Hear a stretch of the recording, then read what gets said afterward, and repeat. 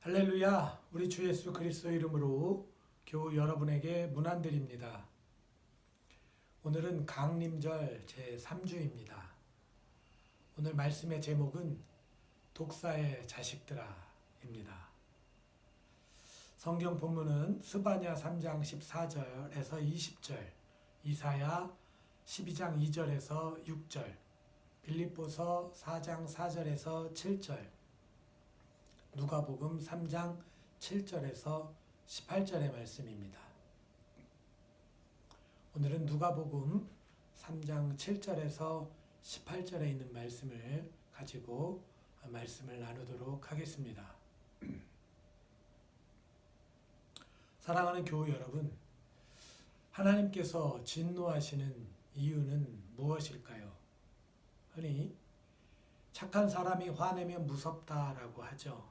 그만큼 화를 참고 참다가 분출하기 때문이 아닐까요? 착하기 때문에 화를 잘 내지 않지만 그 속에 점점 화가 쌓이다가 어느 순간 폭발하기 때문이 아닐까 하는 그런 생각이 듭니다. 하나님께서 진노하시는 것을 사람에게 비유하는 것이 옳지는 않겠지만 하나님의 진노에 대해서 우리가 쉽게 이해할 수 있는 예시인 것 같습니다. 다만 하나님의 진노는 이유가 있고 목적이 있다는 것이 사람이 화를 참고 참다가 폭발하는 것과는 차이가 있다고 하겠습니다. 오늘 세례 요한은 세례를 받으러 오는 사람들에게 불같이 화를 내었습니다. 공교롭게 마태복음 3장 7절에도 이 사람들이 바리새인과 서기관들이라고 말하고 있는데 참 당혹스러운 장면이 아닐 수가 없습니다. 세례를 받으러 오는 사람들에게 한 말치고는 너무나 강력한 메시지이기 때문이죠. 교회에 예배를 드리러 오는데 갑자기 목사님이 독사의 자식들아, 누가 너희 보고 예배를 드리러 오라고 했느냐? 누가 너희 보고 구원을 받으라고 했느냐? 라고 말한 것이기 때문이죠. 그리고 세례 요한은 세례를 받으러 온 사람들에게 속으로 나는 그리스도인이다 라고 말하지 말라고 이야기하죠. 정말 당혹스러운 말입니다. 그런데 세례 요한은 어째서 이렇게 화를 내었을까? 오늘 말씀을 보면 그들의 도덕적 의의가 불량했기 때문이죠. 그래서 세례 요한은 무리에게 회개에 합당한 열매를 맺으라고 말합니다. 가진 것을 나누라고 하죠. 특별히 세리들에게는 남의 것을 거짓되게 강탈하지 말라고 말하고 있습니다. 한마디로 그들이 불의한 사람이라고 단언하고 있는 것입니다. 오늘날 많은 사람들이 그리스도인이라고 하면서 불의한 삶을 사는 사람들 때문에 스트레스를 받고 있습니다. 과연 그리스도인이라고 하면서 불의한 삶을 사는 사람들에 대해서 우리는 어떻게 생각해야 할까? 이들이 그리스도인이라고 자처하기는 하는데 이들의 삶을 보면 그리스도인이 되고 싶은 생각도 들지 않고 그리스도인에 대한 호감도 사라지기 때문입니다. 예수님을 믿으면 선한 삶을 살 것 같은데 예수님을 믿어도 선한 삶을 살지 못하는 것에 대해 불신이 생기기 때문이겠죠. 그런데 오늘 말씀을 보면 여러분 그 답은 너무나 분명합니다. 그리스도인이라고 하면서 불의한 삶을 사는 자는 세례 요한으로부터 독사의 자식들아라고 하는 욕을 먹는 사람들이기 때문입니다. 그리고 이것은 예수님도 똑같으셨습니다. 또한 하나님도 마찬가지셨죠. 이스라엘이 하나님으로부터 진노를 사게 된 것은 그들이 하나님을 떠났을 뿐만 아니라 하나님을 배반했을 뿐만 아니라 그들의 도덕적 의의가 처참한 수준으로까지 떨어졌기 때문입니다. 하나님은 사람들과 어울려 돕고 도우며 살기 원하셨지만 이스라엘은 가난한 사람과 과부와 고아를 돌보지 않았기 때문이죠. 이스라엘에 진노하시는, 그래서 스가랴서에서 말씀하는 바를 우리가 한번 들어보았으면 좋겠습니다. 만군의 여호와가 이같이 말하여 이르기를 너희는 진실한 재판을 행하며 서로 인애와 긍휼을 베풀며 과부와 고아와 나그네와 궁핍한 자를 압제하지 말며 서로 해하려고 마음에 도모하지 말라 하였으나 그들이 듣기를 싫어하여 등을 돌리며 듣지 아니하려고 귀를 막으며. 어려운 자를 돕는 마음만큼 귀한 마음을 찾아보기 어렵습니다. 고귀하고 아름다운 마음이죠. 그런 마음을 대하면 절로 고개가 숙여지는데 이스라엘은 사랑하지도 못하고 오히려 이들을 미워했다고 하는 하나님의 평가입니다. 또한 골로새서의 말씀을 우리가 보게 되면 하나님의 진노는 세상 것에 집중하는 자에게 임한다고 말하고 있습니다. 그러므로 땅에 있는 지체를 죽이라. 곧 음란과 부정과 사욕과 악한 정욕과 탐심이니 탐심은 우상 숭배니라. 이것들로 말미암아 하나님의 진노가 임하느니라.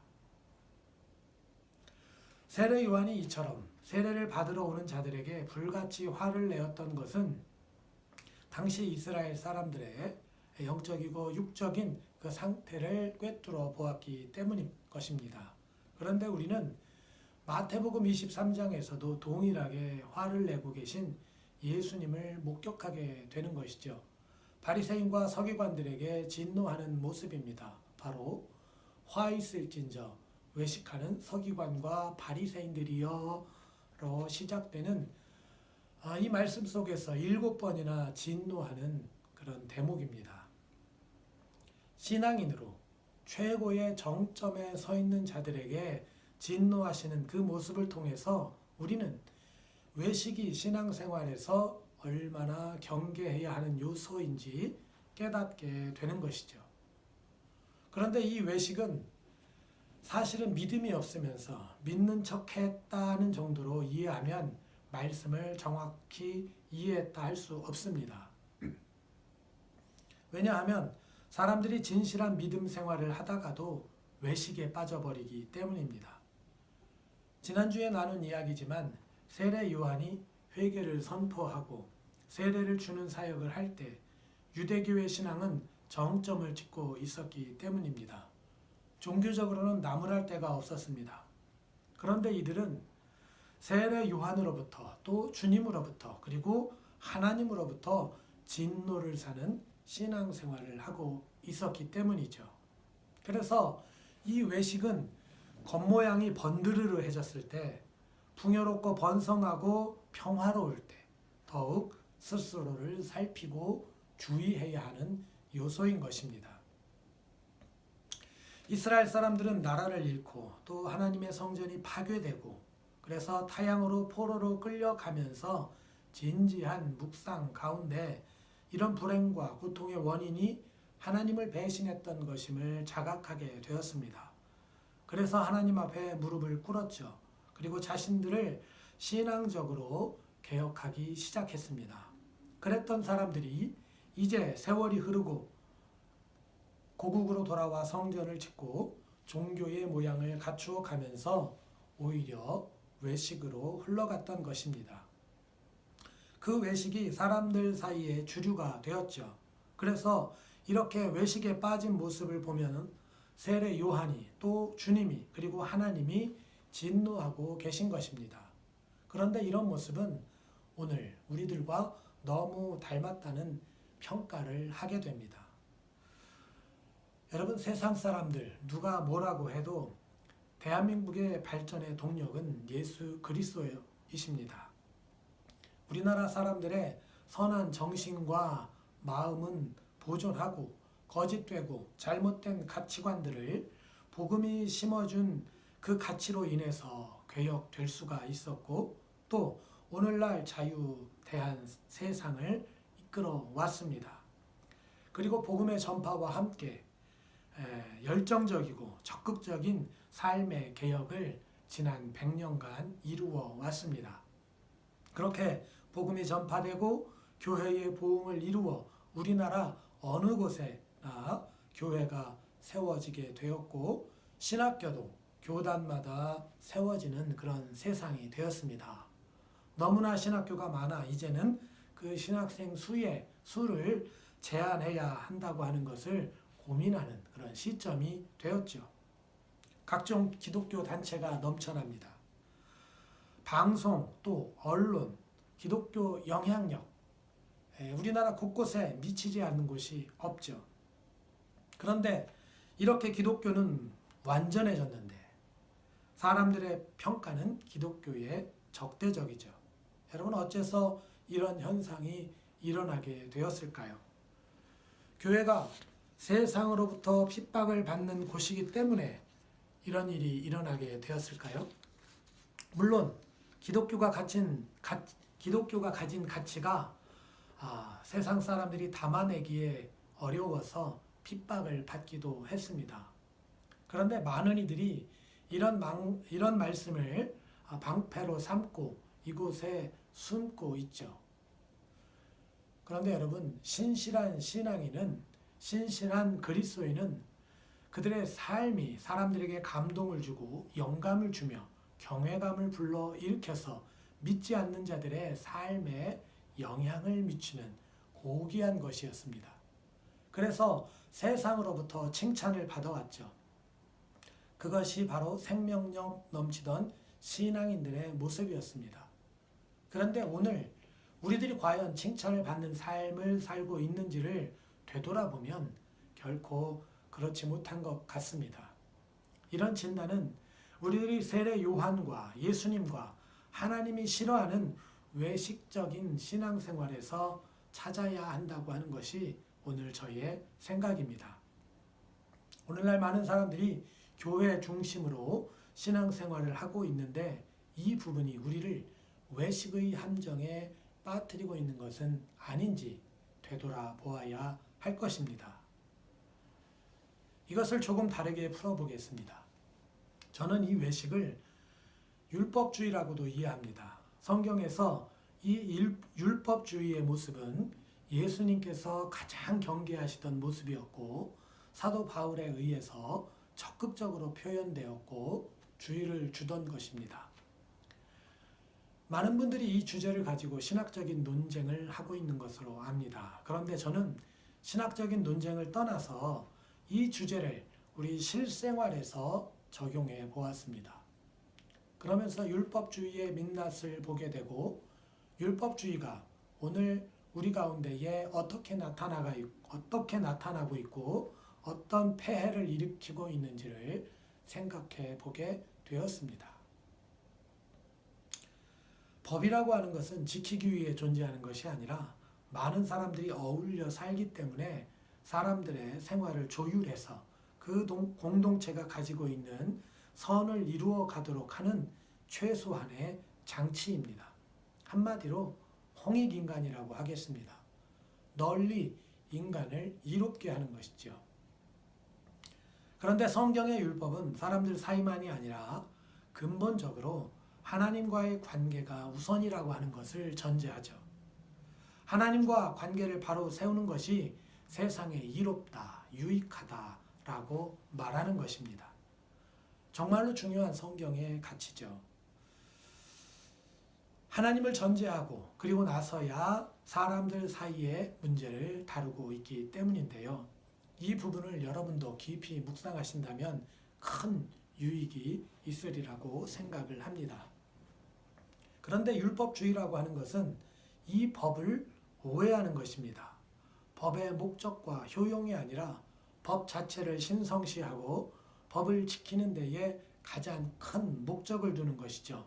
다시 말해서 법을 지킬 때의 유용함이 아니라 법을 지키지 않았기 때문에 죄를 지었다고 정죄되는 문제입니다. 그런데 여러분, 성경에서 이로 인한 피해를 입은 분이 있습니다. 누구일까요?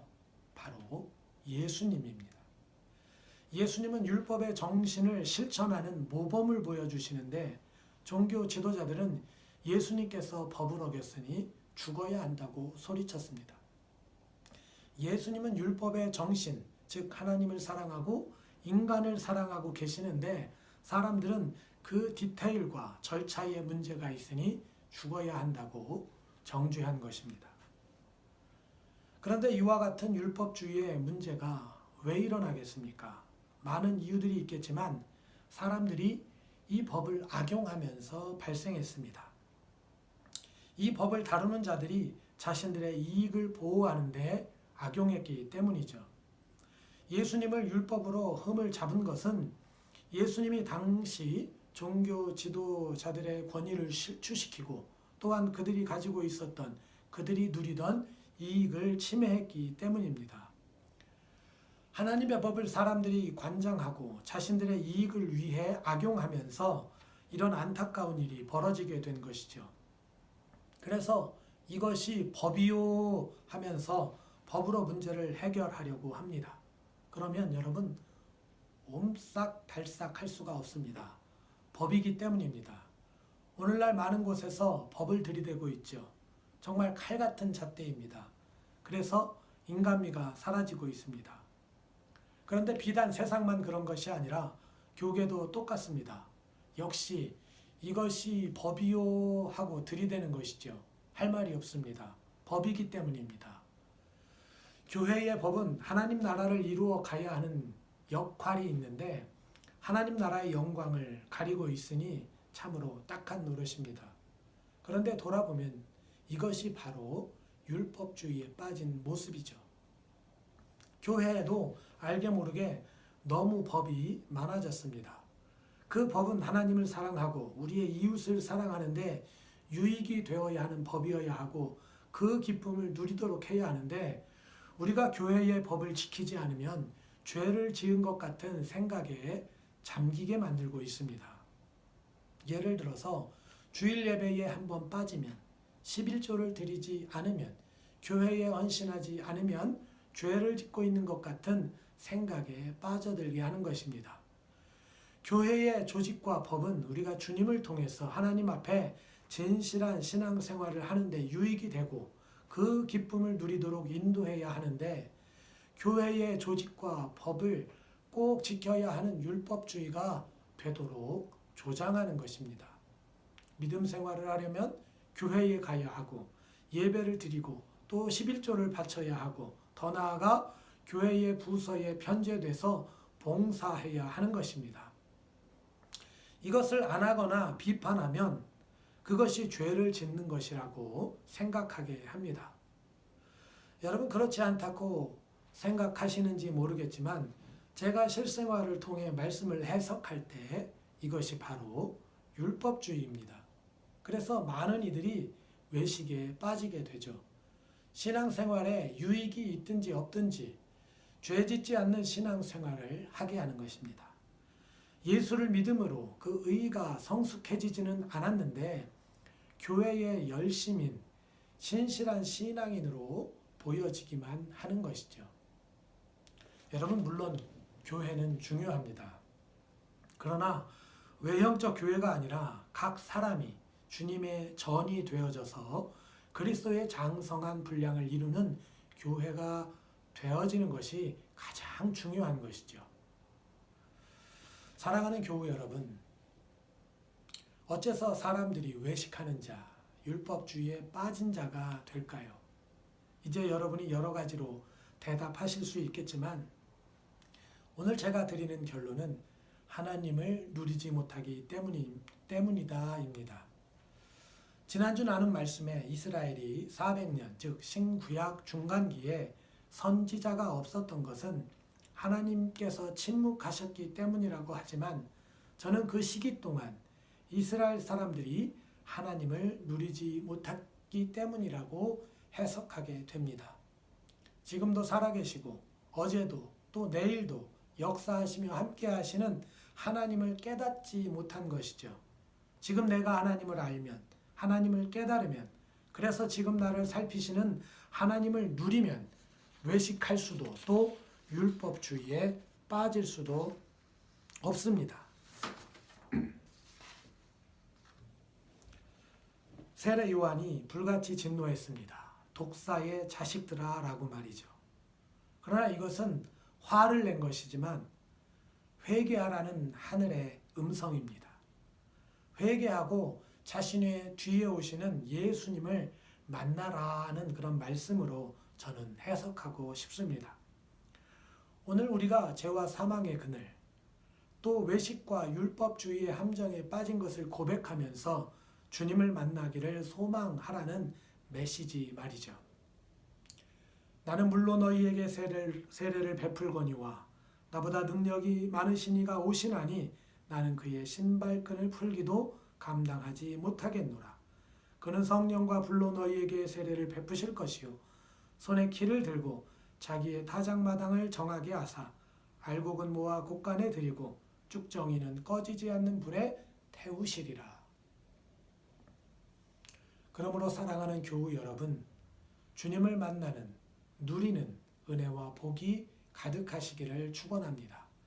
주님을 여러분의 삶 가운데서 만나고 누림으로 주님이 기뻐하고 환영하는 신실한 신앙인으로 성장해 가시기를 바랍니다. 성경의 말씀을 많이 아는 것도 중요하지만 그 말씀 속에 살아계셨던 하나님을 오늘 여러분의 삶의 현장에서 누리는 것만큼 중요한 일이 없는 줄로 믿습니다. 하나님이 분명한 사람은 믿음도 그 의도 그의 행동도 하나님을 누리는 자답게 보여지리라 믿기 때문입니다. 어쩌면 오늘 이 세계를 바라보며 하나님께서 진노하고 계신지 모르겠습니다. 그러므로 우리의 외식과 율법주의를 회개하며 주님을 만나고 주님 주시는 은혜와 평강의 복을 누리는 저와 여러분, 우리 모두가 되시기를 소망하고 축복합니다.